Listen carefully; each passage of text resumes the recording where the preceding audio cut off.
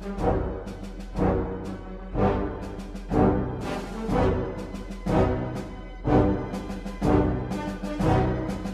United States is one of the most, quote unquote, most powerful positions in the world. Yeah, assalamu alaikum. This is Clifton Raheem Bradley, the Underground Railroad television show. And today I'm going to give you a blast from the past. You get to see Ladonna Tittle. She is legendary, and she was a host at WVON and WJPC, and she plays on the TV show called Chic in Chicago. And tribute to Brother Salim Muwakkil, a WVON radio station, comes on and say hi to Melody Span. So I'm still waiting on the interview. And Brother Bosey Edwards, okay, which is my mentor, okay. And this is in Chicago, and former Alderman Jones. So, with no further ado, let me get to work here. Thank you.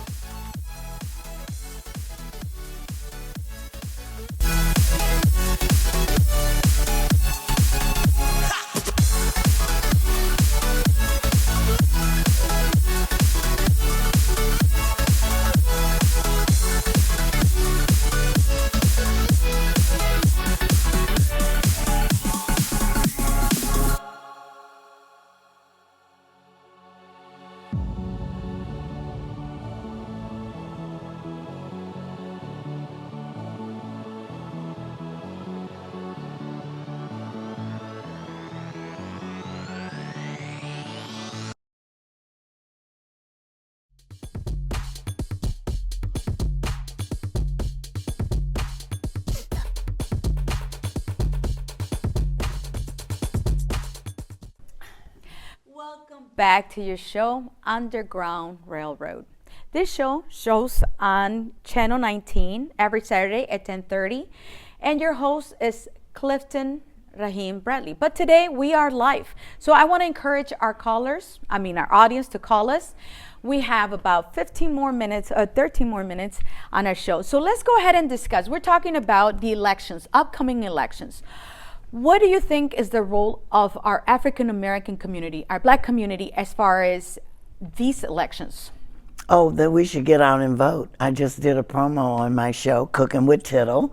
We're on every Thursday at 8 o'clock and Fridays at 3 o'clock.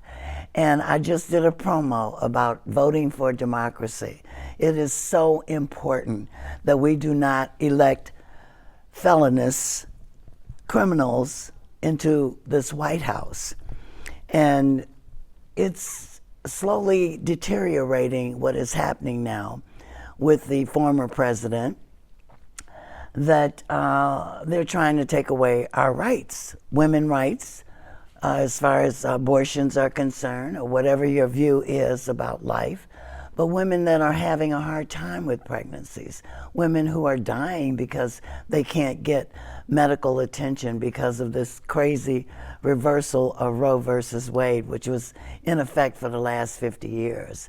So in my spirit of being intelligent Black woman and knowing that they could go for other things that could further discriminate against our rights, is very important for us to get out and vote.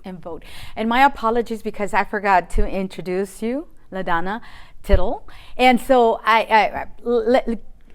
people know you.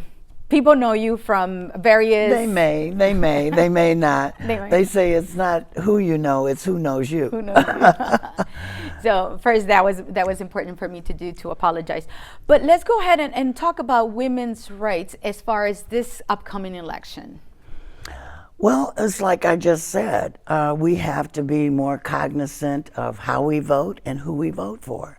Now, as Malcolm X said one time, and he says it in Message to the Grassroots, who would you rather be eaten by, the lions or the tigers? Mm-hmm.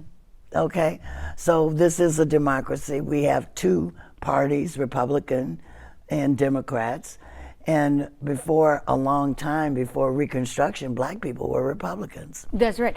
So, but let me go ahead and play devil's advocate, because there are 3 other candidates, independent candidates, and in the past it's always been used like, hey, you know, if you vote for any of them, you're gonna let someone else. However, across the nation, and I've been traveling, I'm still traveling. Oh, I want to go with you. Take me with you. I will. My next trip. So, however, right now it feels like my sense that I'm getting from various people across the country is that they're tired of these 2 parties. It seems to me from what I hear. I just hear. Well, what are you? If you waste your vote. Let's not waste our vote.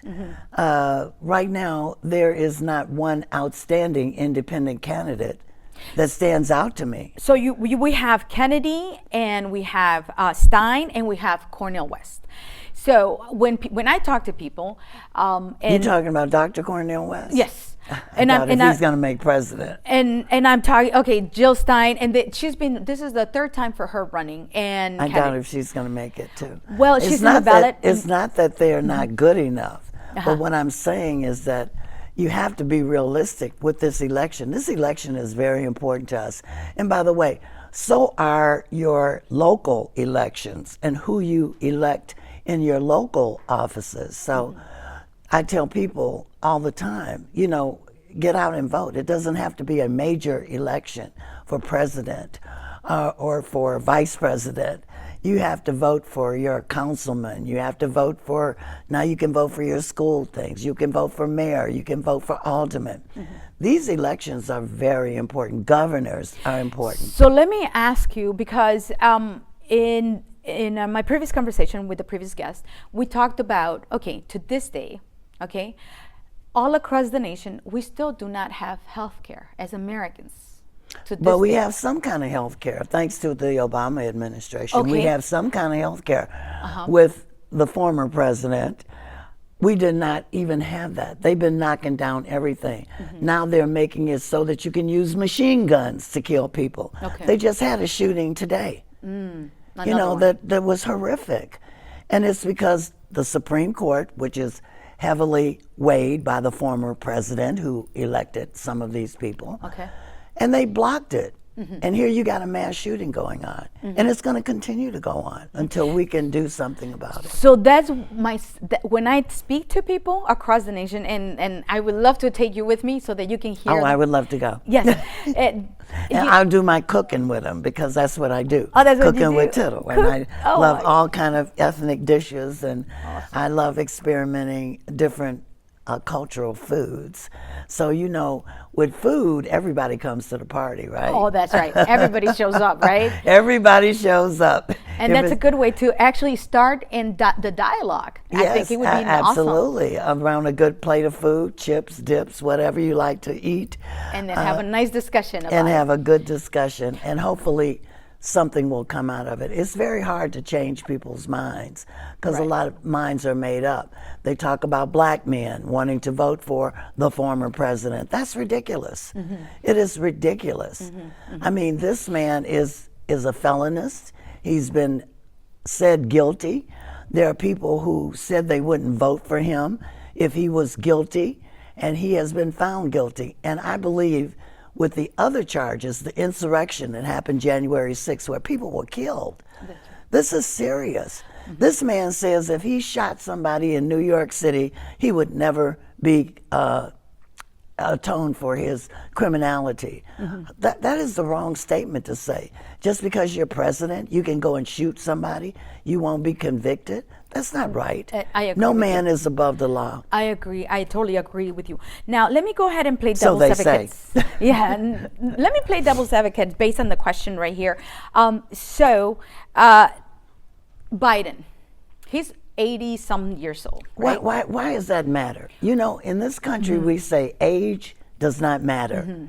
And now they're just going against everything that has been said. Don't discriminate against the elderly. What is they doing? They're discriminating. This man has got his wits about him. He's got wisdom.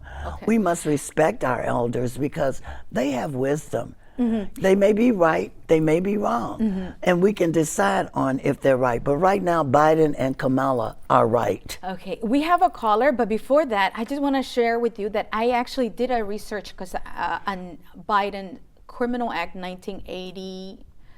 84, I believe, that incarcerated a lot of black men. Okay, so let's go ahead to the caller. And I did my, we'll talk about that. Can we have the caller? Yeah, you know what I was calling to let Ladonna know that I love the WVON and WJPC, which I love, and Chirac. Chirac, I love it. You mean the Shy. The Shy. Okay. But I understand what you mean. What's your question?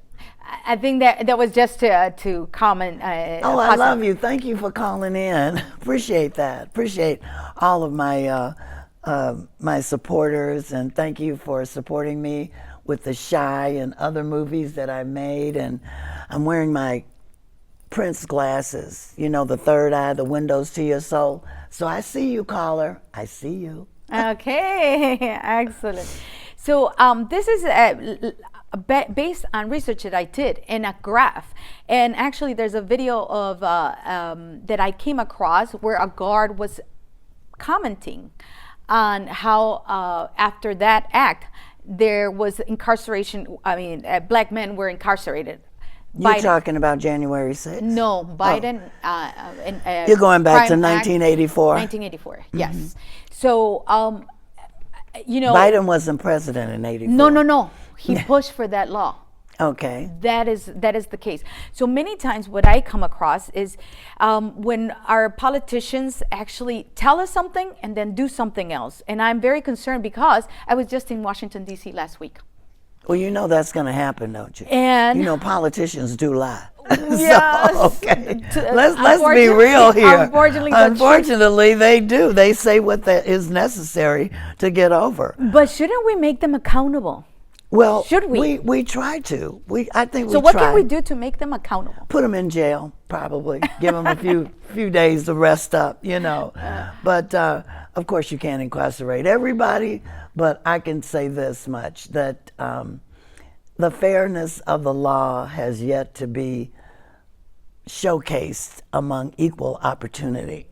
And when we say equal opportunity, we have to say it in the true essence of what it means. Agree. And when you have what is happening now today in the Supreme Court that will not make a decision to tell the former president, I hate to even say his name, the former president, that he is not above the law and what he did was wrong, and make him accountable for it. Mm-hmm. And I hope this judge, who is going to give a determination as July 11th, I hope the determination is to at least put the former president and have him to either be under house arrest through the duration until the election is over, or else, as he was calling for Hillary Clinton, put him in jail. You know, we talked about accountability. What about when for example, I work in an African American high school, and I see the needs of our students, and yet I see that our congressmen, when I was over there, they prioritized Israel over Americans. That was devastating. When I would try to communicate with many of our congress people and our representatives, I was just told Israel first, to my face.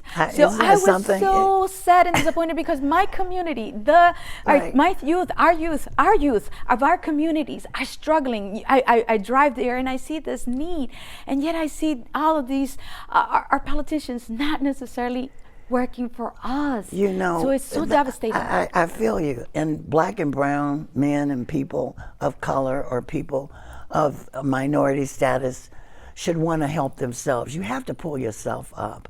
You can get a handout, you can get a pull up, but if it's not in your heart or in your mind to do what is necessary, nobody can, you know, how do they say, you can take a horse to water, but you can't make them drink? Well, there you go. We're running out of time. Oh, no. We need to say, okay, thank you for watching Underground Railroad, and we'll see you. Bye. Watch the show.